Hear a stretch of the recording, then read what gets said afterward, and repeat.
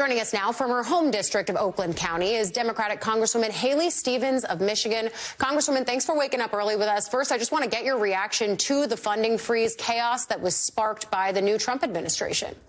I thought you were going to ask me a fun question about Beyonce. If only. I'm so proud of, and that was a really cool moment. But back to the brutal reality that is the insanity of executive orders in this administration. Look, this is a palpable moment here in the United States of America, and particularly in Michigan. I am hearing from state lawmakers to nonprofits, people who got awards like the Global Epicenter for Mobility, focusing on Michigan's future in the automotive industry. It's a major, sizable grant that we received from the federal government that I helped to lead on. And they're going to have to lay off people. They're going to have to stop work. And of course, we're seeing major attacks on diversity, equity, and inclusion efforts that shouldn't be blasphemous efforts in the United States of America. We know that for corporate America, the more diverse you are, the stronger and more profitable you are. And diversity, equity, and inclusion is going to continue to be important here in Metro Detroit and for Michigan and for our overall global competitiveness. The other piece of this is the president's tariffs on Canada, China, and Mexico. You've been posting about this on social media over the weekend. You also worked on the U.S., Mexico, Canada trade agreement that was a hallmark to Trump's first term. So seeing now these latest tariffs, what do you think the impact is going to be on consumers in your state? Well, let's be clear on the trade deal, USMCA. We needed to get that trade deal in the best position possible for American workers, and worker protections that were secured that are absolutely essential, and securitization for buy American content or buy Michigan content. Now with the tariffs coming down, these draconian tariffs that the president is saying is coming down on Canada actually feel like a tariff on Michiganders. I mean, we're looking at increased costs for consumers. I have spent the weekend, Ali, talking about what is going to happen with plants, Michigan automotive plants. And I'll tell you, I'm hearing that some are going to shut down. And so This is a tough moment for us. It's not totally the way we should be going. Sometimes tariffs can be used in a strategic and coordinated way, but on our best trading partner that's going to hurt us here in Michigan, Dow futures, I just heard, already down 600. That's going to have ramification in Michigan automotive land, and I don't like it, and it's not right.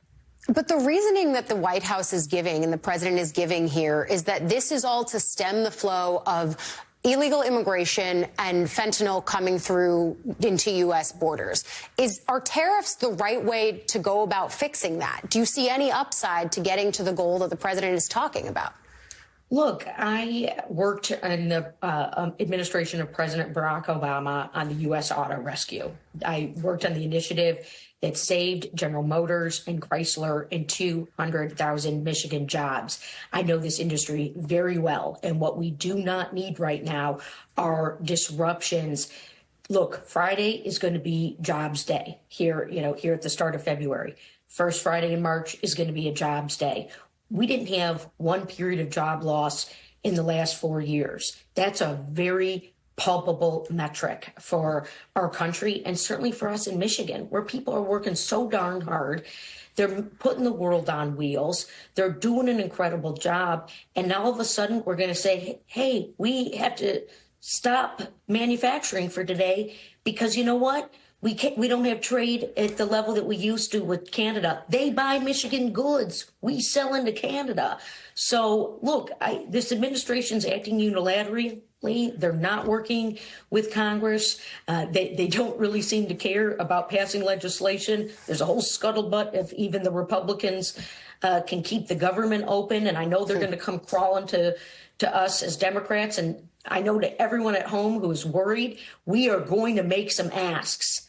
We are going to make some asks because if you are costing the taxpayers, shutting down the government, lobbying these unbelievable tariffs at us, hurting our manufacturers, we're not buying it. I mean, these FBI firings, these government firings, health and science firings, not appropriate. So, folks, we're prepared to fight. I'm fighting here. I'm talking about the things I'm a subject matter expert in. I live and breathe Michigan manufacturing, and we will come out on top here.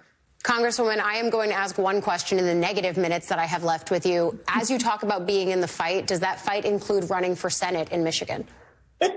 Look, I'm taking a look at the big run. I love passing federal legislation. I love helping people.